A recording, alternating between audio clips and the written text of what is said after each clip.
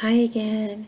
We are going to do a few more examples here with radicals and a division bar, but this time we're going to look at having adding or subtracting also. All right, so let's go. This is a little bit more of 6.3. These are some extra examples. Okay, and we're going to talk about what conjugates are. All right, so we've already dealt with conjugates before. Okay, so when multiplied together,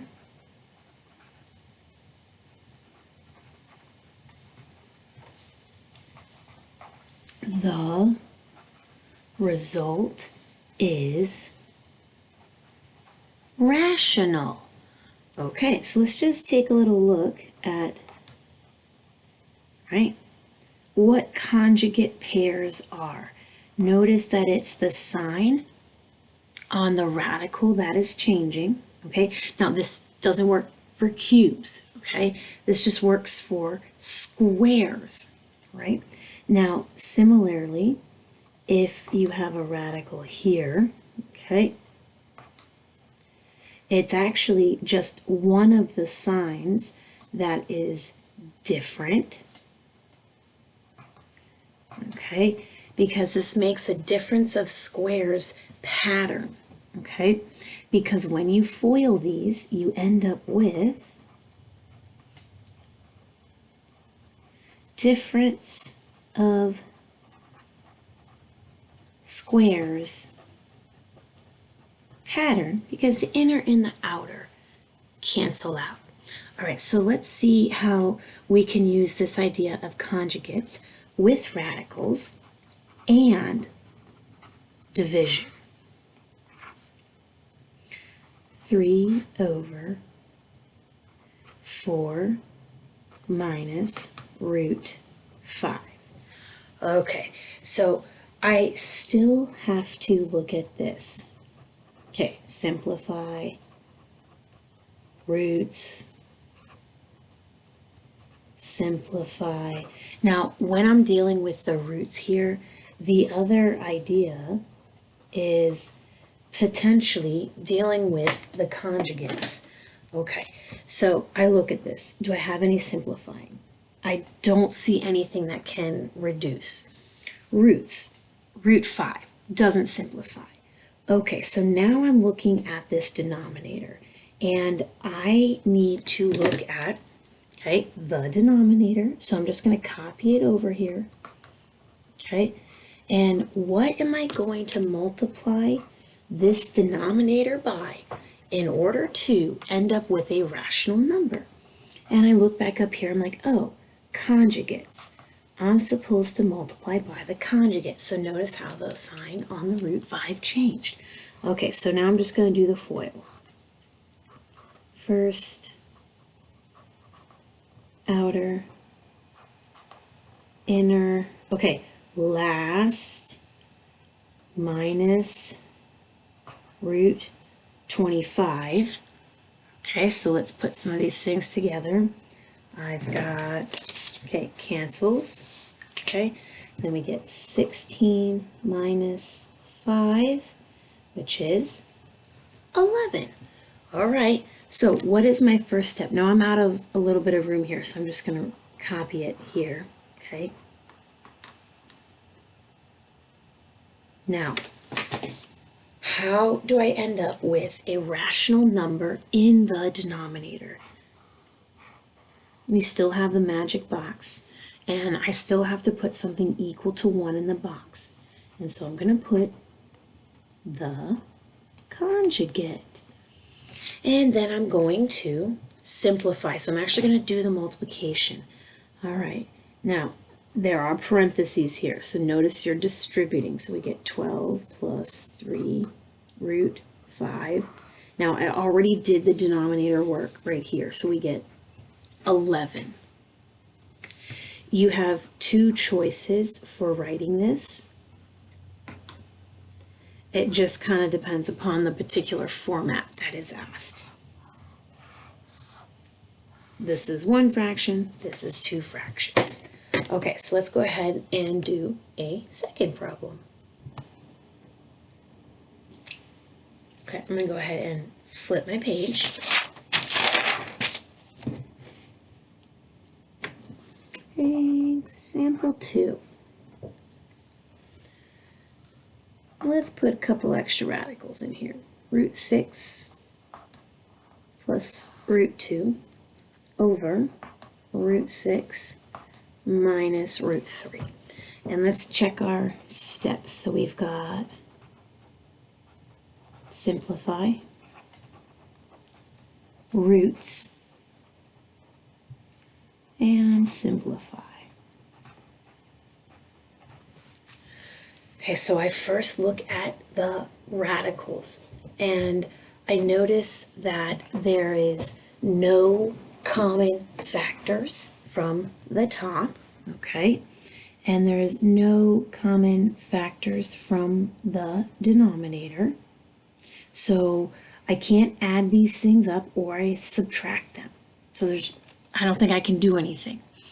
So now I'm going to look at the roots. 6, 2, 6, 3. Okay, so there's no square roots that I can take out. But I do see that there's radicals in the denominator. And so I'm going to use the conjugate. Okay, right, so I'm going to look at this. I'm going to do my root 6 minus root 3. Okay, that's my denominator. And I'm going to write in the conjugate and then do some foiling. Okay, first is root 36. Outer is plus root 18. Inner is minus root 18. Last is minus root 9. All right, so as I start to simplify this, I notice that these two things are opposites. Okay, root 36 is 6, and this is 3. Look at that, guys. It's the difference of squares pattern. 6 minus 3 is 3. Okay, so I'm going to rewrite my problem here. 6 plus root 2. I like my parentheses. It helps me remember to do my distribution. And now that I know that multiplying by the conjugate is actually, careful with your signs, okay? It's gonna work. Now I'm going to do the simplify. So I'm going to start doing the multiplication here. All right, so I do have to do a little bit of work on my numerator. So I'm just going to mark this as denominator. And sometimes it's a little tricky to FOIL in the problem, so I'm just going to do it over here. Root 6 plus root 2. Okay. Notice I marked it denominator, numerator. Root 6 plus root 3.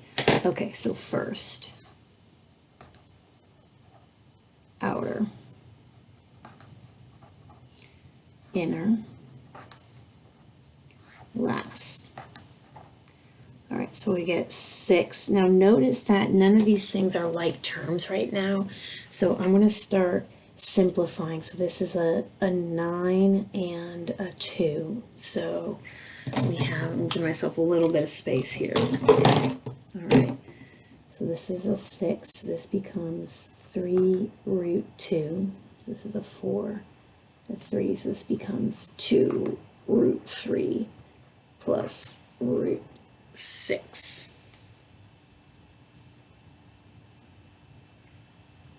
Okay. Looks good. I'm looking at these things. I don't think there's any like terms here. All right, so I'm going to just bring my work over here. So I foiled the top and I get 6 plus 3 root 2 plus 2 root 3 plus root 6 all over 3. Now, I do want to point out that I do see that the 6 and the 3 might reduce here because they're both outside the radical, but the 2 and the 1 don't. And so I'm going to go ahead and leave my answer just like this.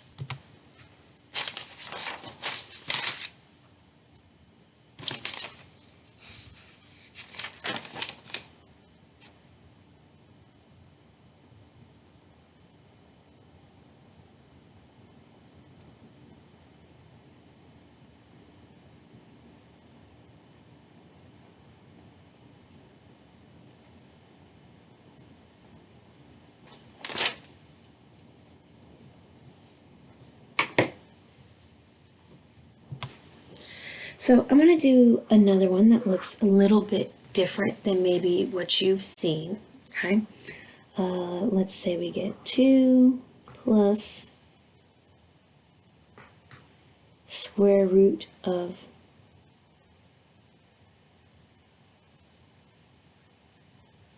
7 over the cube root of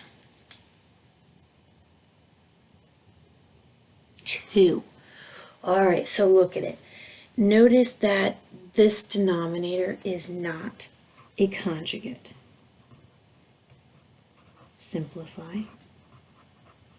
Roots. Simplify.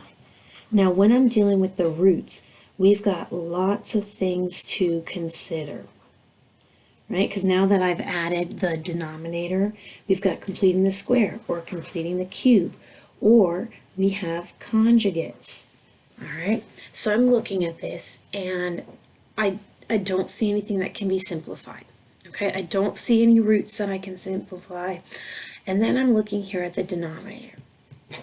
And I look at the cube root of 2. And I need to figure out what to multiply by in order to have this be a perfect cube. And so I know that 2, right, is just one number.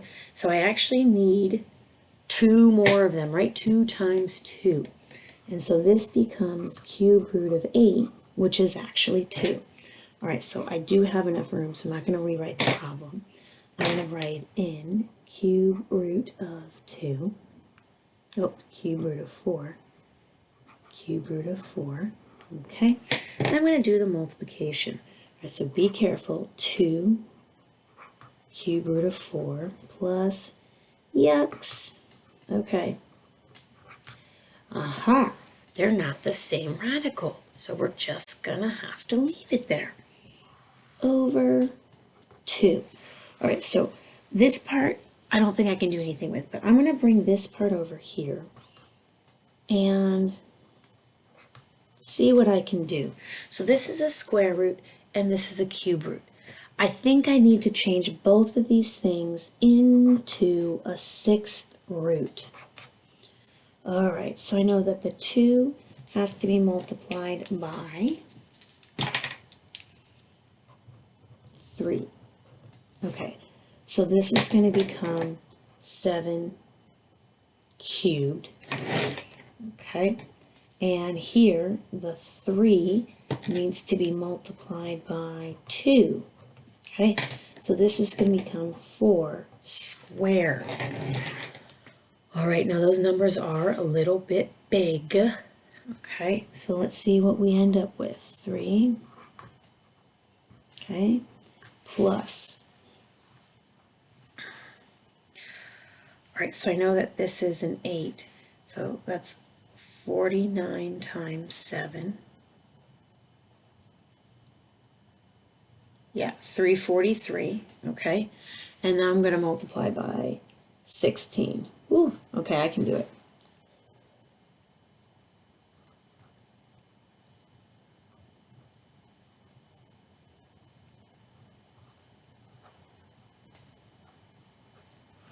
Okay. Whew, all right, big number, but it is what it is. 6th root of 5, 4, 8, 8. The only thing, yeah, that's it. Okay, all over 2. Nice work.